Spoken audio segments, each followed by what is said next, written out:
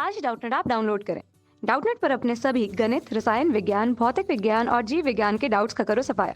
बस प्रश्न की फोटो खींचो, एक ही प्रश्न को क्रॉप करो और तुरंत वीडियो सोल्यूशन पाओ। अभी डाउनलोड करें। इस क्वेश्चन में हमें दिया है कि दो साइकिल सवार ए एवं बी एक सीधी सड़क पर एक ही दिशा में जा रहे हैं। सवार ए को बी किस दिशा में स्थिर अवस्था में दिखेगा, ये हमें बताना है। तो क्वेश्चन में दिया है कि दो साइकिल सवार एक सीधी सड़क पर जा रहे हैं, ए और बी। अगर हम देखें यहाँ से हमारे पास एक सीधी सड़क ये है और दो साइकिल सवार इस सड़क पर चल रहे हैं, तो हम कहेंगे कि हमारे पास ये क्या है, एक साइकिल सवार ये है, एक साइकिल सवार है। क्वेश्चन में दिया जा रहा है कि दोनों एक तरफ जा रहे हैं, तो दोनों एक तरफ जा रहे हैं। अब हम मान लेते हैं कि एक का वेग वी ए है, एक का वेग क्या है, वी बी है। ये हमारा साइकिल सवार ए है, ये हमारा साइकिल सवार बी है।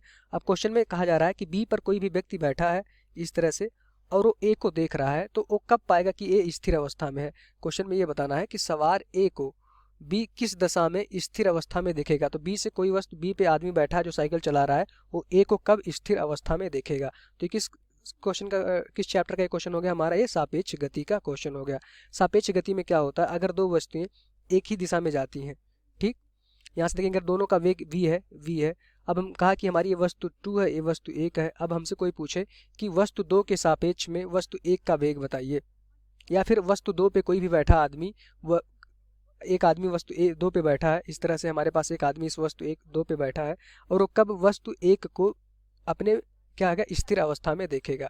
या फिर एक एग्जांपल और ले लेते हैं कि जो दो ट्रेनें एक ही दिशा में समान चाल से चलती हैं, तो अगर हम ट्रेन में बैठे रहते तो हमारे जो सामने वाली ट्रेन है अगर वो एक ही दिशा में समान चाल से चल रही है, तो हम कहते हैं कि जो सामने वाली ट्रेन है वो क्या है, स्थिर अवस्था में दिखती है। तो उसके लिए कंडीशन क्या होना चाहिए कि दोनों का वेग क्या होना चाहिए, समान होना चाहिए। अब अगर हम सापेक्ष गति देखेंगे तो यहाँ से अगर पूछे कोई हमसे सापेक्ष गति क्या है, v1 की गति बताइए 2 के सापेक्ष, तो 2 की गति मतलब कि यहाँ पे जो वस्तु 1 है उसकी गति बतानी है किसके, 2 के सापेक्ष में। तो यहाँ से देखेंगे जिसके सापेक्ष में हमें गति बतानी होती है उसको क्या करते हैं, उल्टा कर देते हैं और उस वस्तु में जोड़ देते हैं जिसकी गति हमें निकालनी है।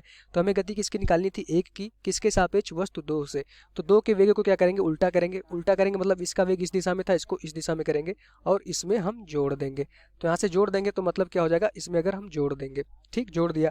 अब वेग क्या था, v था, ये वेग v आ गया। अब हम देख पा रहे हैं कि इस वस्तु पे एक जितना वेग इस दिशा में लग रहा था उतना ही वेग विपरीत दिशा में लग रहा था। तो ये हमारा वस्तु 1 हमें क्या दिखेगी, हमारा वस्तु 1 स्थिर अवस्था में दिखेगी। कब दिखेगी, जब हमारा ये वेग क्या हो, ये दोनों वेग क्या हो, समान हो और दोनों क्या हो, एक ही दिशा में जा रही हो। तब हम वस्तु 2 पे बैठा आदमी देखेगा वस्तु 1 को कि वस्तु 1 तो अभी रुकी हुई है। तो इसका मतलब ये हुआ कि वस्तु बी पे बैठा कोई आदमी अगर वस्तु ए को देखेगा और वो क्वेश्चन में पूछा गया कि कब स्थिर अवस्था में उसको पाएगा, स्थिर अवस्था में वस्तु ये स्थिर अवस्था में तभी होगी पहली बार जब हमारा वी ए बराबर वी बी हो जाएगा, ठीक। अब हम देखेंगे वस्तु 1 का वेग V A with respect to B, मतलब कि वस्तु ए का वेग बी के सापेक्ष आप बताइए।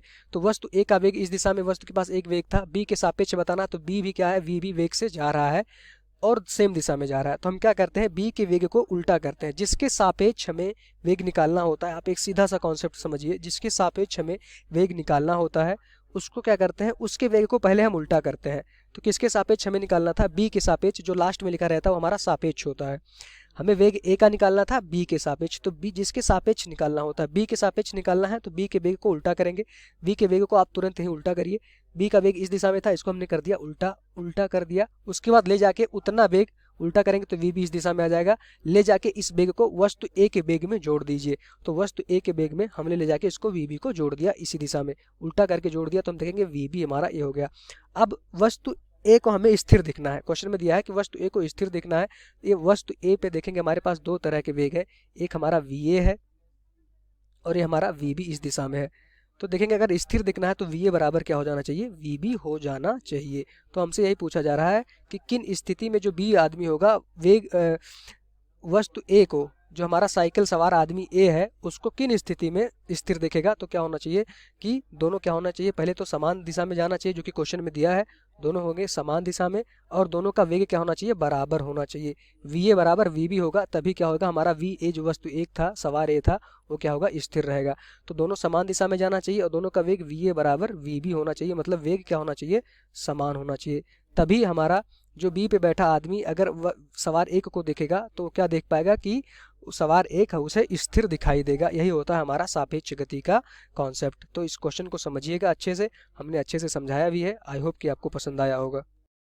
कक्षा 6वीं से 12वीं से लेकर नीट, आईआईटी, जेईई वो एडवांस के लेवल तक 1 करोड़ से ज्यादा छात्रों का भरोसा। आज ही डाउनलोड करें डाउटनेट ऐप या व्हाट्सएप करें अपने सारे डाउट्स 8400 400 400 पर।